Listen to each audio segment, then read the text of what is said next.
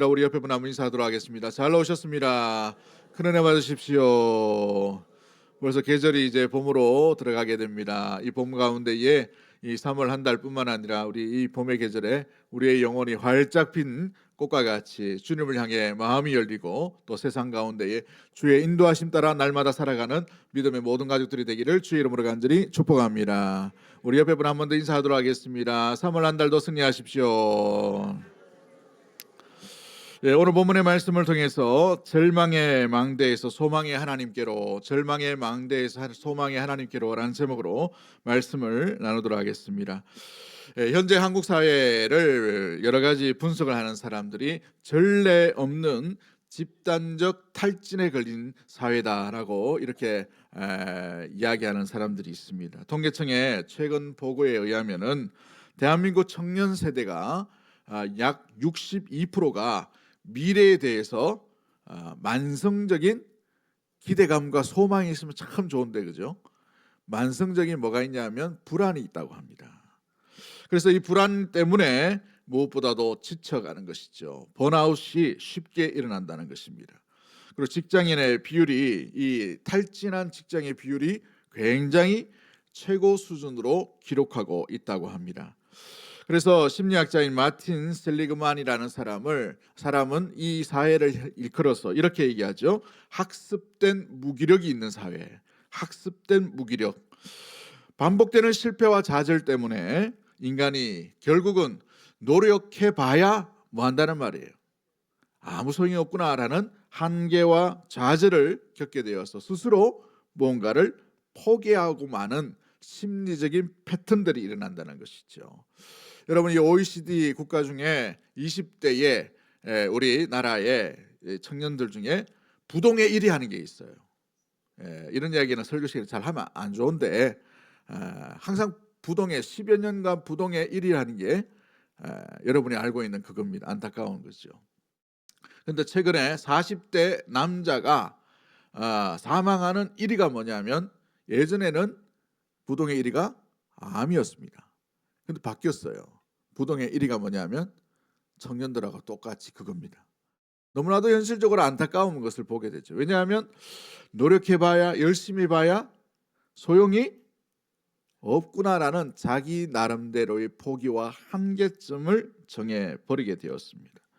그래서 더 이상 아무것도 기대를 가지고 없는 것이죠. 기대를 가지지 않는 것이죠. 그래서 학습된 무기력을 가짐으로 말미암아 스스로 안 좋은 선택을 하게 되는 안타까운 일들이 일어나게 되었습니다. 여러분, 오늘날 우리 시대만이 이렇게 안타깝고 현실적으로 무기력한 그런 시대였을까요? 우리 믿음의 우리 또 선배 어르신들이 살아왔던 우리나라의 형편을 한번 잘 보십시오. 언제 좋았던 적이 있었습니까? 환경적으로. 지금 우리 이 반만년 역사 중에 지금 이 6.25 이후에 지금이 제일 우리나라는 잘 사는 나라예요. 과거로 돌아보면 엄청나게 어려운 시절이었습니다. 심심하면 위에서 쳐들어오고 아래에서 해적질하고, 그리고 나라의 기근이 일어나고 정치가 혼란이 일어났던 시대가 우리가 살아왔던 옛 시대의 모습이었다는 것이죠. 하나라도 기댈 것이 없고 소망이 없었던 그런 가운데서도 잘 견뎌왔음에도 불구하고 요즘처럼 이렇게 무기력하게 자기의 삶을 낭비해버리는 이와 같은 연약함들이 있는 시대는 드물게 나타나는 것을 보게 됩니다. 그런데 우리의 이 오늘의 현실보다도 더 참담한 시대를 살았던 한 선지자가 오늘 본문에 등장하고 있어요. 기원전 약 600년 전에 일어났던 하박국이라는 선지자였습니다. 이 하박국이 활동하던 시대는 유다가 드디어 이제 멸망을 앞두고 있는 상황이었어요. 참담한 가운데에 성벽이 무너지고 성벽 가운데에 적군들이라고 말하는 바벨론이 쳐들어와서 위협하고 있는 풍전등화와 같은 시대를 살고 있었던 사람이 바로 하박국이었어요. 외적으로는 이렇게 나라가 풍전등화에 있고 내부적으로는 또 어땠습니까? 그럼에도 불구하고 이 백성이 하나님을 찾지를 않아요. 영적인 대혼란기가 있었던 것이 하박국 선지자가 살았던 시대였습니다.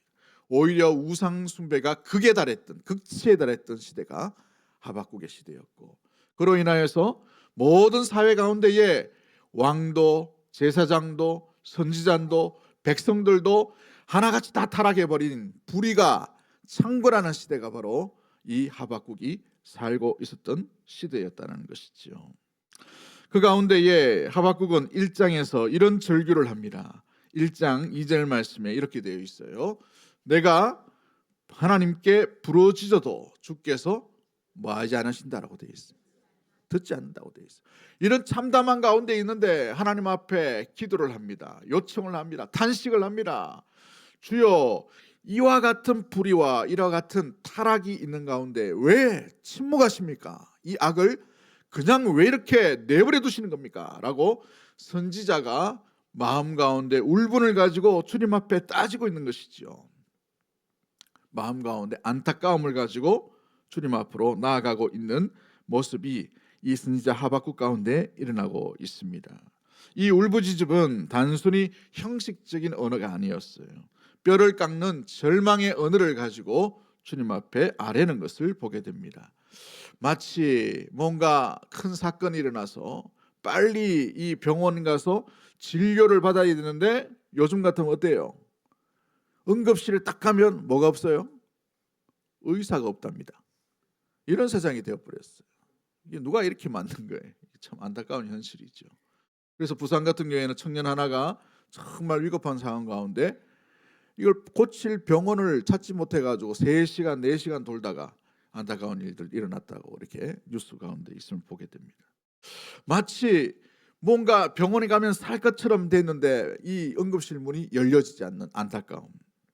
하늘을 향해 이제 마지막 희망이라고 하나님 앞에 엎드리고 하나님 앞에 울부짖고 하나님 앞에 간구하고 하나님 앞에 탄식했음에도 불구하고 하나님의 소리가, 하나님의 응답이, 하나님의 말씀이 전혀 들리지 않는 그런 상황 가운데 있는 가장 참담한, 영적으로 참담한 그 시기를 선지자가 보내고 있다는 것이죠. 그런데 2장 1절에서 하박국은 놀라운 행동을 취하고 있습니다. 그런 침묵 가운데 그는 도망하지 않아요. 회피하지 않아요. 무엇보다도 이 일에 대해서 뭔가 마음 가운데에 외면하지 않은 자세로 나아갑니다. 어떻게 하고 있습니까? 그는 파수하는 곳 성루로 올라가서 서 있는다라고 이렇게 고백하고 있어요. 1절 상반절에 보시면 내가 내 파수하는 곳에 뭐하며라고 되어 있어요. 서며라고 되어 있어요. 도망하지 않았어요. 거기에 서겠다라고 되어 있죠. 거기에 서서 그 성루에 서서, 이 성루가 어디입니까? 그 성에서 제일 꼭대기입니다. 왜 그 성루에 서겠다라고 말합니까? 고대에는 하늘 가까이 있다면 하나님과 가까이 할 수 있다라는 생각을 했나 봐요.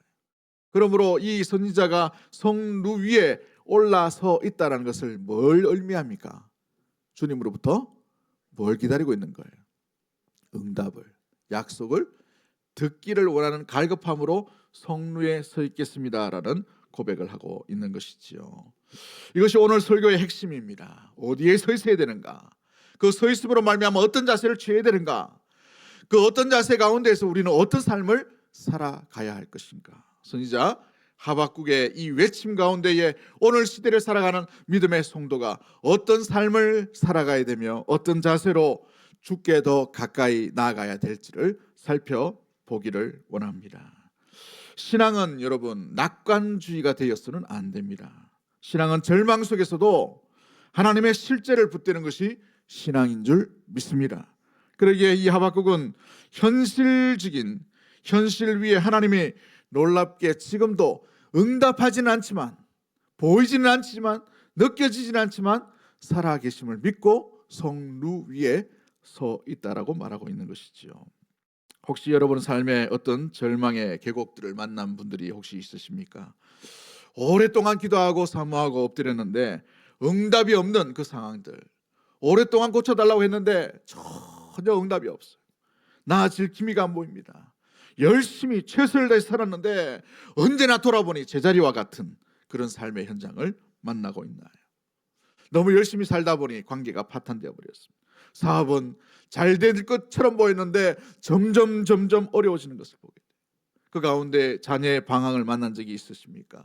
건강의 위협 가운데 놓여 있는 인생 가운데에 아무리 이리저리 봐도 막혀 있는 사방으로 우겨삼을 당한 그와 같은 안타까움의 현실이 여러분 가운데 혹시 있으신가요?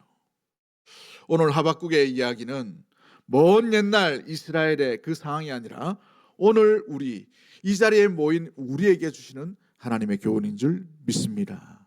그러기에 이 말씀이 오늘 우리에게 어떻게 적용되어 있을지를 돌아보며 이 답답한 시국 가운데, 답답한 현실 가운데에 우리 믿음의 성도가 어디에 서 있어야 될지를 분명히 알고 그곳에서 주의 일하심과 역사하심과 함께하심과 우리 믿음의 성도에게 명령하신 것이 무엇인지를 기억하고 그 말씀을 붙들고 살아가는 믿음의 모든 성도들이 되기를 주의 이름으로 간절히 축복합니다. 가장 먼저 우리 하나님께서 이 하박국을 통해서 무엇이라고 명령하고 있으십니까?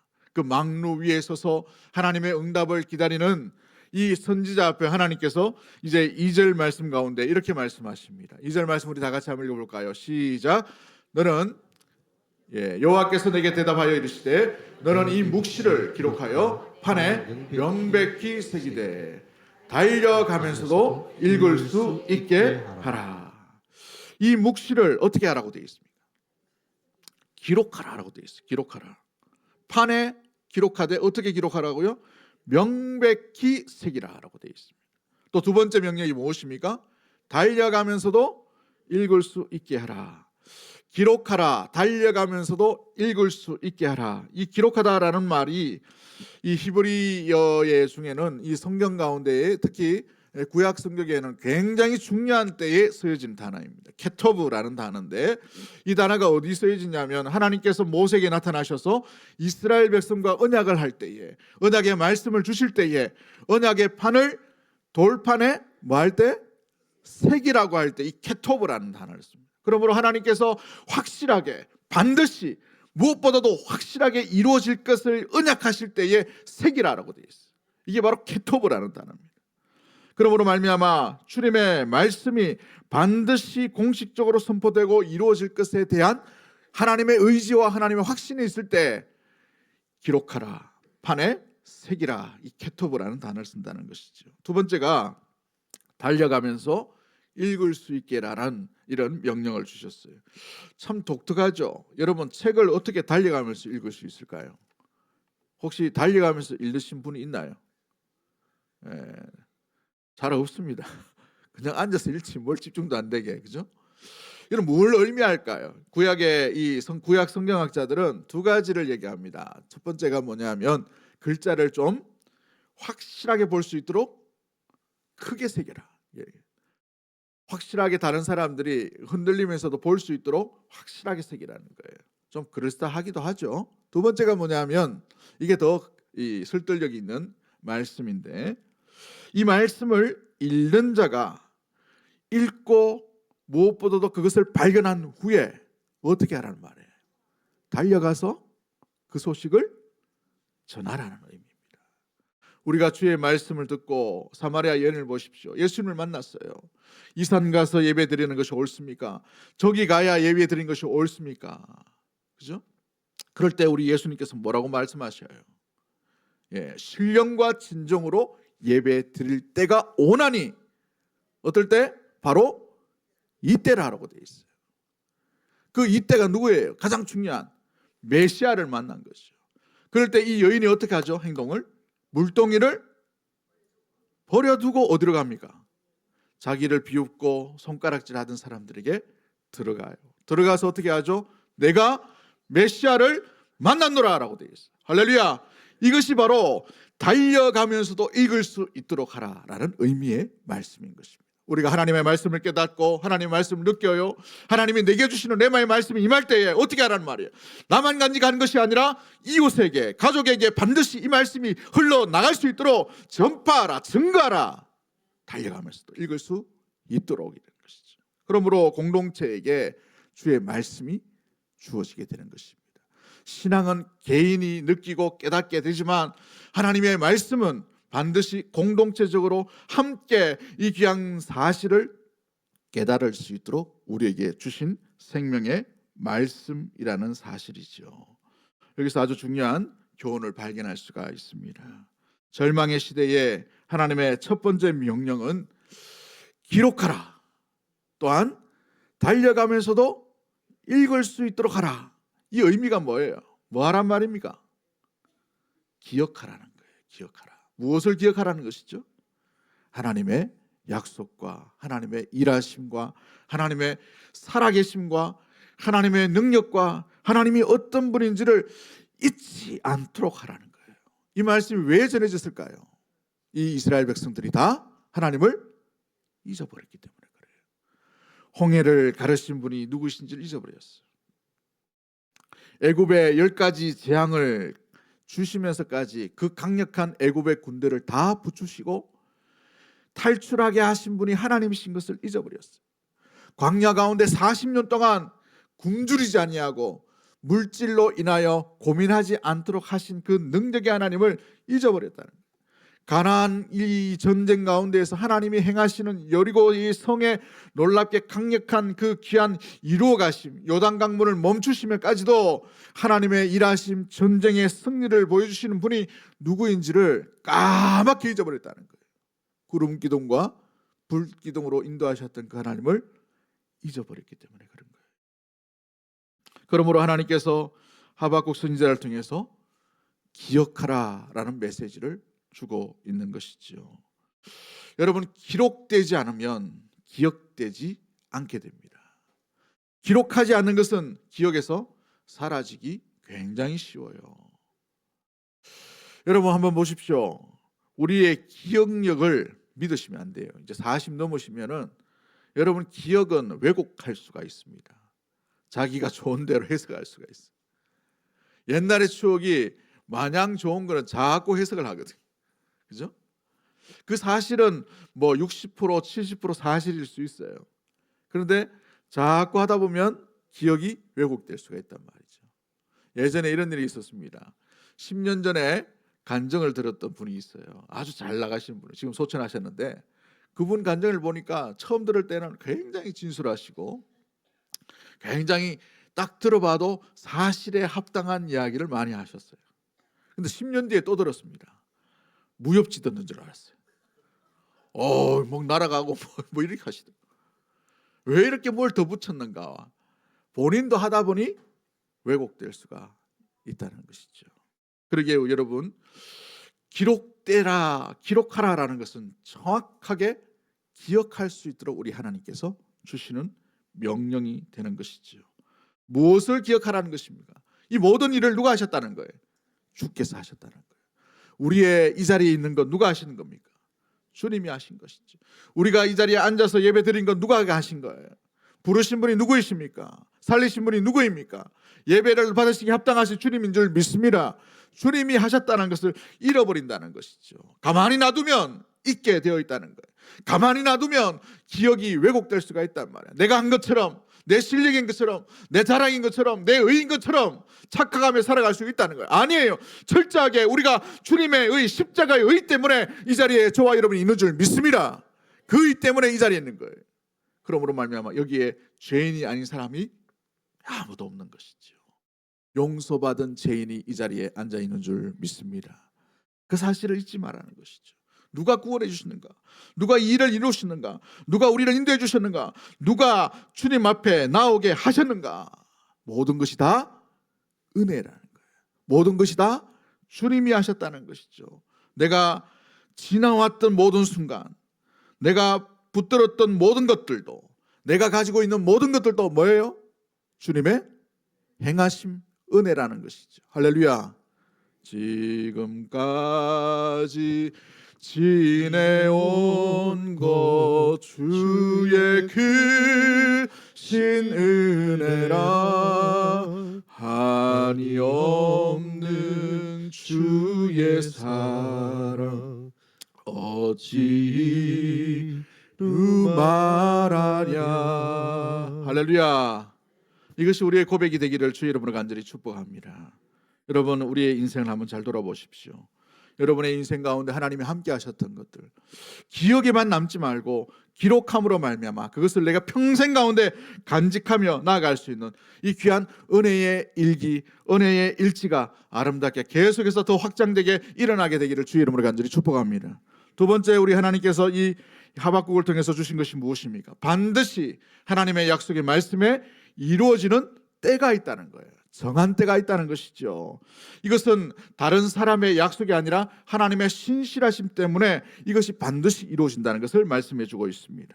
하박국서 2장 3절 말씀에 이 묵시는 뭐가 어떤 때가 있다는 거 되어 있습니다. 정한 때, 이루어지는 때가 있다는 거죠. 더디 될지라도 뭐하라고 되어 있습니까? 그러므로 기다리라라고 되어 있어요. 반드시 이루어짐으로 말미암아 반드시 이루어질 줄을 알고 있는 사람은 뭐 한다는 거예요? 기다릴 줄 알게 되는 삶으로 이어지게 되는 것이죠. 왜요? 지체되지 않고 반드시 응하시겠다는 하나님의 의지가 담겨 있는 것이죠. 왜 하나님이 당장 내 기도를 들으시지 않는가? 하나님은 과연 이 악을 그냥 내버려 두시고 이 시간을 정말 다스리시는 창조주이신가? 우리가 의문을 품을 때가 종종 있게 됩니다. 우리의 마음 가운데 답답함이 있을 때, 하나님이 내 기도만 듣지 않는다고 생각할 때에 이런 오해가 있을 수가 있어요. 믿음의 성도가 답답함을 가지고 나아갈 때 두 가지 오해가 있을 수가 있죠. 첫 번째 오해가 뭐냐면 하나님은 존재하지 않는다라는 이 뭐예요? 무신론적인 절망감이 들 때가 있습니다. 두 번째가 뭐냐면 하나님은 계시지만 믿음 좋은 저 집사님한테만 계시고 나는 관심이 없는 하나님이다 라는 뭐예요? 이신론적인 냉소적인 마음이 들 때에 하나님을 우리가 이 유혹 앞에 서게 된다는 것이죠. 옆 사람 째려보지 마시고 한번 인사하도록 하겠습니다. 니는 어디고? 한번 물어보이소. 하나님의 응답이 없을 때에 정말 하나님이 살아계신가? 라는 실질적인 문제 때문에 고민하게 됩니다. 그런데 믿음이 좀 있다는 사람은 왜 나는 이렇게 내버려 두시는가? 여기 해결되지 못하면 주님 앞에 온전히 나아가지도 못하고 기다릴 수도 없게 되어 있는 것이죠.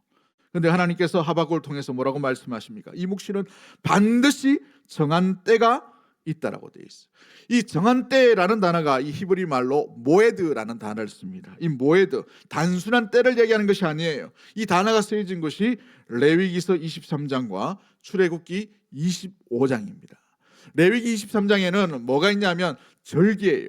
하나님께서 절기 때 이스라엘을 어떻게 하신다고 되어 있습니까? 만나 주시겠다고 되어 있어요.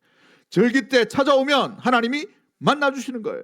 출애굽기 25장에는 하나님께서 이 회막 가운데 있다면, 회막으로 찾아오면, 회막 가운데 제사를 드리면, 회막 가운데 주님 앞에 경배하면 뭐 하시겠다는 거예요?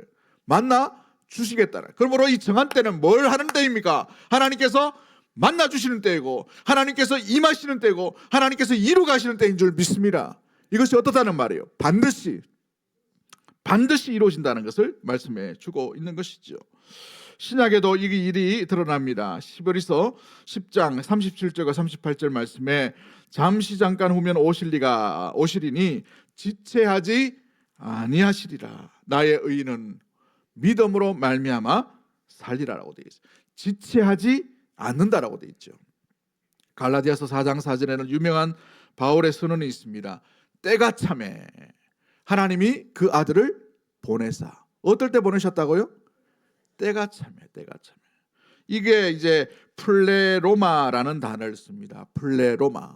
하나님의 정확한 때를, 하나님께서 이 인류사에 깊숙이 개입하시는 그 레마의 하나님의 임재하시는 그 순간을 플레로마라는 것을 얘기합니다. 하나님의 때. 이 하나님의 때를 이야기할 때에 가장 성숙하고 가장 철저하고 가장 완벽하게 준비된 그때 하나님께서 임하신다는 것을 말씀해주고 있는 것이지요.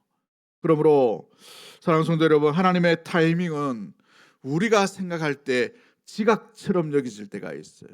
그러나 하나님의 타이밍은 정확한 줄 믿습니다. 하나님의 시간은 정확하게 완성적으로 이루어지고 있다는 것을 의심하지 않게 되기를 주의 이름으로 간절히 축복합니다. 그러기에 팀 켈러라는 목사님은 설교 시간에 이런 말을 합니다. 하나님의 침묵은 그분의 부재가 아니라 때로 그것은 가장 깊은 사랑의 언어입니다.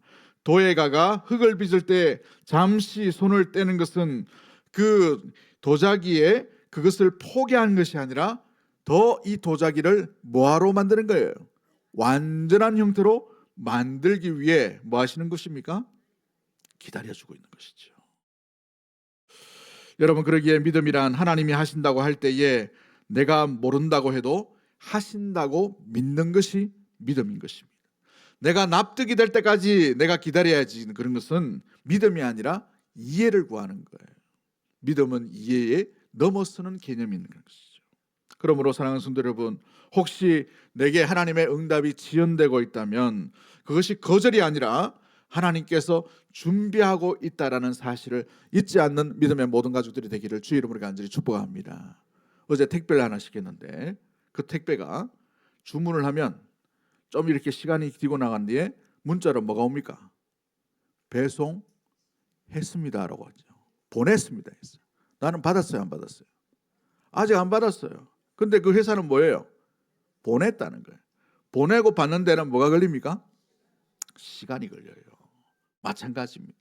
우리의 기도의 요청과 간구함과 기다림과 주님 앞에 외침이 때로는 급할 수도 있고 갈급할 수도 있고 답답할 수 있지만 하나님은 정확한 때에 보내주시고 정확한 때에 응답하여 주시고 정확한 때에 그것을 이루어 가시는 놀라운 능력에 전능하신 하나님인 줄 믿습니다. 이걸 우리의 때에 자꾸 맞추려고 해요. 그러다 보니 욕심이 생기고 섭섭함이 생기고 안타까움이 생기고 기다리지 못해가지고 뭐합니까? 포기해버린 일들이 많죠. 주님은 정한 때에 반드시 주의 나라, 주의 의를, 주의 귀한 계획을 이루어 가실 줄 믿습니다. 400년 동안 이른바된 이스라엘 백성들을 끝까지 찾아오셔서 모세라는 사람을 부르시고 이스라엘에 놀랍게 구원할 수 있는 도구로 아름답게 세워나가시는 신실하신 분이 하나님이신 줄 믿습니다. 그 정한 때를 하나님께서 그 신실함으로 이뤄나가시는 거예요. 수천 년 뒤에 하나님께서 약속으로 말미암아 하나님의 아들을 이 땅 가운데 보내주심으로 말미암아서 십자가에 달리게 죽음으로 말미암아 우리를 대속해 주신 놀라운 구원의 능력과 사건들을 정확한 때에 한순간도 빠지지 아니하고 하나님의 그 타이밍 가운데에 완전하게 이루신 분이 우리 하나님이신 줄 믿습니다.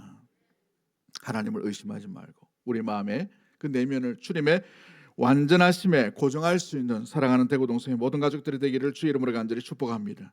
그러기에 이 기다림 가운데 나아가는 자에게 우리 하나님께서 이 하박국 선지자를 통해서 주시는 메시지가 무엇인가요? 4절 말씀 우리 다 같이 한번 읽어볼까요? 4절 말씀 같이 봅니다. 시작. 보라 그의 마음은 교만하며 그 속에서 정직하지 못하나 의인은 그의 믿음으로 말미암아 살리라. 할렐루야. 의인은 무엇으로 말미암아 산다고요? 믿음으로 말미암아. 여러분 신약에는 여기에다가 오직이 있어요. 오직이란 단어를 씁니다. 오직 의인은 그의 믿음으로 말미암아 살리라고. 세상 모든 사람들이 하나님은 없다, 하나님은 살아계시지 않는다, 응답하지 않는 하나님, 침묵하는 조물주가 무슨 신이냐라고 말할 때에 오직 의인은 그럼에도 불구하고 어떠한다라고 있어요. 기다리는 자입니다. 그럼에도 불구하고 믿는 자입니다. 그럼에도 불구하고 약속을 붙드는 자예요. 초대교회의 많은 성도들이 순교의 제물이 될 때 왜 그와 같은 일들이 어리석은 일들을 합니까? 믿고 있기 때문에 그래요. 그 사자밥이 되고 기름 가운데에서 빠짐되어서 완전히 이 몸이 다 타버리는 그런 안타까움, 십자가에 거꾸로 달림을 당하고 창에 찔림을 당하고 참수형을 당하고 가족이 보는 앞에서 부끄러움과 창피 가운데에서 순교의 제물이 될 때에도 그들이 예수 그리스도를 부인하지 아니하고 온전히 주님을 인정하고 그 순교의 박해의 제물 가운데 온전히 나아갔었던 이유가 뭐예요? 오직 의인은 믿음으로 말미암아 살리라. 하나님이 변치 않는 그 하나님의 신실하심을 믿고 있었기 때문에 그런 거예요. 이 땅에서의 삶이 영원한 삶이 아니라 우리의 삶, 믿음의 성도의 삶은 영원한 하나님의 나라가 기다리고 있다는 것을 분명히 의지하고 있었기 때문인 줄 믿습니다. 우리 107년 기념되는 3.1절을 맞이하였어요. 이 3.1 운동은 우리 기독교의 믿음의 사람들로 인하여서 구성되었고 시작되었고 조직되었습니다. 이 1919년 전에 17년, 18년도에 이미 이 3.1 운동의 이 비폭력 무저항주의를 가지고 많은 이들이 교회를 중심으로 활동을 많이 하게 되었어요. 그러다가 다른 종파도 함께 모여서 이 일을 같이 하자고 해서 이 1919년도에 이 3.1 운동이 일어나게 되었습니다. 근데 3.1 선언문을 함께 작성해야 되는데 서로 합의가 되지 않는 거예요. 왜 합의가 되지 않냐면 이 선언문의 이름을 누가 먼저 올리느냐 이것 때문에 막 싸우고 있는 거예요. 근데 이 33인의 이 민족 대표 중에 무려 16명이 기독교인이에요. 이 기독교인 중에 7명은 장로교고 9명은 감리교 성도입니다. 목사님도 있고 장로님도 있고 또 성도들도 있어요. 그 중에 가장 유명한 사람이 평양 산정형교회 담임 목사님이었던 길선주 목사님이었어요. 이들이 함께 모여가지고 여러 가지 이야기를 할 때 이름 때문에 만약에 이 선언문을 쓰지 못한다면 우리가 먼저 제일 끝으로 돌아가겠습니다. 이렇게 얘기했어요. 그래서 맨 마지막에 써도 좋으니 당신들이 먼저 이름을 쓰라고. 그래서 천도교 순서대로 이렇게 이름이 들어갔어요. 잘 보시면은 물론 그 중에는 각각 종파에 대해서 일제가 굉장히 어떤 유혹을 많이 해서 한 명씩 이렇게 배반할 수 있도록 이렇게 모함을 했습니다만은 그러나 이 33인 중에 16명이 기독교 교인이었어요. 대부분 오산학교 또 여러 활동 가운데 원산 부흥운동 가운데에서 여러 가지 일들 가운데에 마음 가운데 주 예수 그리스도라면 이 나라와 이 민족 가운데 어떻게 했을까의 그 고민을 가지고 무저항 비폭력 운동을 일으키게 되었다는 거예요. 원인이 뭡니까?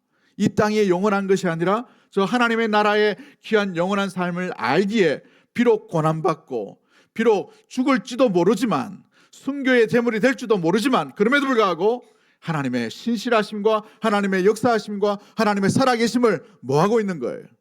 오직 의인은 믿음으로 말미암아 살리라는 것이죠.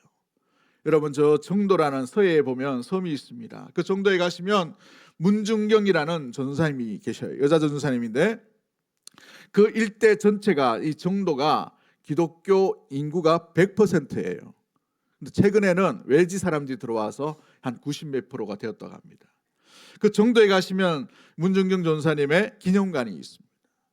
6.25 때에 그 일대에 차지하고 있는 여러 공산군들이 와서 이 문중경 전사님을 잡게 되었습니다. 그래서 수많은 사람들이 순교할 위기 가운데 문중경 전사님이 이 나이 어린 전사님은 살려주시라고. 나는 죽여도 좋은데 이분은 살려달라. 그래서 그분만 살아났어요. 그분이 살아나서 그때 순교당할 이 모든 일을 증언하게 되었습니다. 마지막에 내 영혼을 주께 부탁하나이다 라고 총알이 아까워가지고 죽창으로 이렇게 너무나도 잔인하게 순교를 당하셨어요. 그 순교 당할 수 있는 그 가운데도 그리스도를 부인하지 않았던 이유가 뭐예요? 이 땅의 삶이 영원한 삶이 아니라 저 영원한 삶이 하나님의 나라가 분명히 있음을 정한 때에 반드시 임함을 뭐했기 때문에 그런 거예요? 믿었기 때문인 줄 믿습니다. 할렐루야. 사랑하는 성도 여러분, 이 땅에 우리에게 다가온 여러 가지 아픔이 있죠. 상함이 있을 줄 압니다. 환난과 고난과 가난과 아픔과 상함과 찢어짐과 막힘과 좌절과 분노와 여러 가지 답답함으로 말미암아 하나님 어디 계십니까? 하나님 과연 이 가운데에 살아계십니까? 하나님의 정의는 어디 가십니까?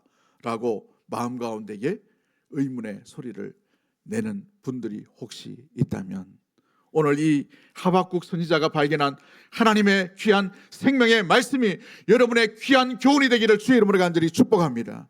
하나님은 살아계시고 정확하시며 정확한 때에 이루어가시는 하나님임을 기억하고 그 하나님의 약속의 말씀을 신실하게 붙들고 기다리는 자만이 약속을 믿고 믿음 가운데에 붙들고 살아가는 자만이 믿음으로 말미암아 영원토록 사는 놀라운 일들이 나타나게 될 줄 믿습니다. 말씀을 맺도록 하겠습니다. 부교육자 때 사역하다가 여러 성도들이 참 좋은 성도들 많이 만나게 되었습니다. 그 중에 대표적으로 한 가정이 생각이 나요. 그 가정은 정말 가난한 가정이었습니다. 처음 만났을 때 너무 가난해서 그 부인 집사님이 직업을 2개나 가지고 이렇게 일하는 그런 가정이었어요. 그런데 남편이 사업하다가 잘 나가시던 분인데 사업하다가 부도가 났어요. 부도가 나다 보니 술에 쩔어가지고 세상 탓하고 남 탓하고 다 이런 거예요. 술만 먹으면 되는데 부인에게 또 손찌검도 하고 그렇게 신실하지 못하게 세 남매에게 덕이 되지 못하는 아버지였습니다. 그럼에도 불구하고 이 여집사님은 그런 남편, 자녀가 셋인데도 불구하고 아침에 간병인으로 나가면 간병인 나가기 전에 새벽기도 시간을 맞추든지 못 맞추면 꼭 오전에 와서 기도를 하고 출근합니다. 또 돌아와서 남편 밥도 해주고 이렇게 밥 차려놓고 다시 오후에 다른 곳에 출근할 때에도 마찬가지고 돌아올 때 퇴근하면 집에 먼저 가지 않고 교회 와서 항상 주의 긍휼을 구하고 주의 때를 구하고 주님 함께 도와달라고 이렇게 살려달라는 울부짖음의 기도를 늘 했던 분입니다. 항상 그분이 보이지 않는 곳에도 교회 와서 예배 또 기도를 드렸던 그런 기억이 나요. 근데 그 세월을 몇 년 동안 하고 있을 때 남편이 그 부인을 보고 감동을 받게 된 거예요. 사업 말아먹은 사람이 누구예요? 진대. 부인이 고생하는 것이 눈에 보인 거예요. 저렇게 고생하고 가족 먹여 살린다고 그걸 깨닫게 된 것이죠. 부인이 믿는 하나님, 부인이 기도하는 하나님 궁금하게 된 거예요. 부인 따라 교회 오다가 드디어 하나님을 만나게 된 것이죠. 하나님을 만나다 보니 모든 삶의 질서가 완전히 잡혀지게 됐어요. 영적인 질서, 삶의 주인, 믿음이 무엇인지를 깨닫게 되었어요. 그 뒤로부터 술을 끊게 되었어요. 착실하게 열심히 자기가 할 수 있는 일을 찾아서 청소하는 일이라도 직업을 가져야 되겠다 싶어서 청소부 일을 합니다. 어느 공장에 가서 제일 먼저 와서 청소하고 맨 마지막에 청소하고 뒷정리를 하고. 그런데 어느 날 청소를 하다 보니까 자기가 일했던 동종업계예요. 그 동종업계에서 일하는 거 보니까 자기가 회사를 할 때에 이 공장의 배치를 이렇게 하면은 더 효율이 좋을 것 같은데 이런 생각이 들었다고 합니다. 그래서 회사 사장이 출근할 때에 툭 내뱉은 말로 사장님 요거 이렇게 바꾸면 수익이 좀 더 효율적으로 오를 것 같습니다 라고 하니까 이분이 처음에 믿지 않았지만 곰곰이 생각하다가 이 직원들한테 한번 해보라고 이렇게 시도를 했습니다. 그 다음 달에 매출이 2배나 돼버렸어요. 남의 집 이야기라 놀라지도 않네. 그러고 난 뒤에 깜짝 놀라서 그 직원이죠. 청소하는 사람의 이력서를 가져오라 하니까 동종업계 사장인 거예요. 그래서 좀 제법 큰 업체를 했던 사람입니다. 그리고 난 뒤에 바로 부장으로 승진시킵니다. 물론 조그마한 회사예요. 그리고 난 뒤에 이 회사가 너무 잘 되니까 부품 회사인데 이 부품 회사가 너무 잘 되다 보니 새롭게 공장을 하나 더 만들어 가지고 공장을 개설하게 되었습니다. 물론 작은 공장입니다. 근데 여기에 책임자로 누굴 보내겠어요? 그 사람을 보낸 거예요. 그게 불과 몇 달 만에 수년 동안 자기는 하나님이 없다. 하나님이 있으면 나를 이렇게 내버려둘 수 있냐? 나를 왜 이렇게 고생시키냐? 부도나게 하냐? 원망하며 술 먹고 부인을 때리고 자녀들에게 좋지 않는 벌을 보였는데 예수님을 알고 만나고 난 뒤에 주님이 살아계심을 알고 난 뒤에 모든 인생의 질서가 새롭게 잡힌 것이죠. 물론 어떤 이들은 삶 가운데 형편이 안 좋아질 수도 있어요. 어려움이 회복되지 않는 환경 가운데 놓여질 때도 있습니다. 고생하다가 끝나는 인생도 있을 것이에요. 그러나 믿음의 성도는 고생하다가 끝나는 인생이 아니라 그 고생과 함께 주 안에 머물면 주의 살아계심이 있으면 저 천국에서 해같이 빛나는 놀라운 은혜의 아름다운 선물이 귀한 상급이 있는 줄 믿습니다. 그 하나님이 살아계심을 믿고 오직 의인은 믿음으로 말미암아 살게 되는 것이지요. 사랑하는 성도 여러분, 의인의 삶이 항상 편리한 삶만이 아닙니다. 의인도 때로는 수많은 고통 가운데 있게 되는 것이죠. 그러나 의인은 악인과 다른 것이 뭐예요? 의인은 그 자리에서 하나님의 신실하심을 바라보는 자예요. 그 하나님의 신실하심을 바라보다가 하나님과 만남이 일어나게 되는 것이고, 하나님을 잊지 아니하고 기억하는 자입니다. 하나님의 약속의 때를 사모하고 기다릴 줄 아는 자입니다. 기다림 가운데에 하나님께서 때가 되면 믿음의 의인을 믿음으로 어떻게 살게 하시는지를 온전히 만나게 될 줄 믿습니다. 우리 새로운 한 달, 이 3월 한 달을 맞이하며 주님께 더 가까이 감으로 주 안에 귀하고 복된 은혜의 삶으로 아름다운 인생, 오직 의인은 믿음으로 말미암아 살리라, 이 믿음의 고백이 우리 믿음의 모든 가족들의 고백이 되기를 주의 이름으로 간절히 축복합니다. 우리 이 시간에 합심해서 한번 기도할까요? 기도하실 때에 이렇게 한번 기도하기를 원합니다. 하나님, 절망 앞에서 도망하지 아니하고 주의 말씀과 주의 때와 주의 귀한 만남을 위해 나만의 망루 위에 서 있는 성도가 되게 하여 주옵소서. 하나님은 서 있는 자, 주님 앞에 도망하는 자가 아니라 서 있는 자에게 귀한 말씀을 들려주시는 줄 믿습니다. 하나님의 때, 정확한 때에 하나님의 준비하심과 예배하심의 은혜를 바라보게 하시고 기다릴 줄 아는 믿음의 성도 되게 하시고, 또한 오직 의인은 믿음으로 말미암아 살리라고 말씀하셨는데, 그 믿음으로 승리하며 살아갈 수 있는 나의 인생과 우리 가정과 우리 믿음의 교회가 될 수 있도록 주님 붙들어 주시고 역사해 달라고 우리 주여 한번 외치고 주신 말씀 생각하며 합심해서 한번 기도하도록 하겠습니다. 주여.